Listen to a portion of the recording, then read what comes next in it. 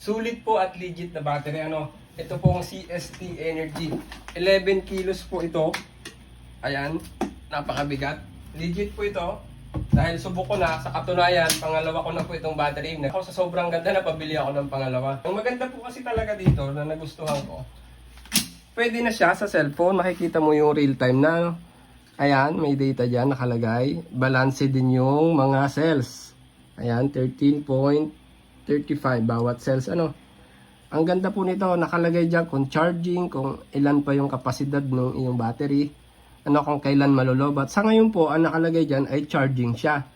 Ayan, 24 watts yung nakukuha niya sa araw. Kasi may load po yan, pero kung wala, nasa 100 watts yan.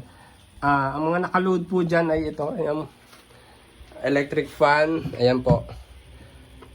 Ayan, bakit malabo? Ayun, ito po ay para sa washing,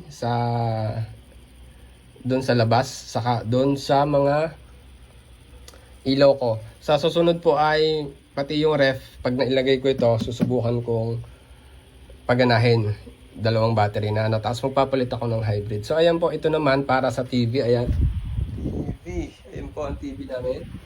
Tapos ito po ay sa wifi. Ayan, nakarekta na po yan. Tapos ito ay sa mga ilaw sa labas. Ito po ay ginagamit ko sa gabi. Nanonood kami ng TV. 24 hours na yung aking mga CCTV at saka itong wifi. Itong electric fan. So, washing sa araw, sa gabi, kahit anong oras kayo mag-washing. Kasi maganda po ito. Kumbaga makunat, matagal malobat. Lalo na pagka dinalawa mo. Sa mga nagtatanong po, ito ay Gentile na rin. Yung iba kasi nalilito. Ito po ay Gentile talaga. Punta po kayo sa My. Tapos sa Get Help.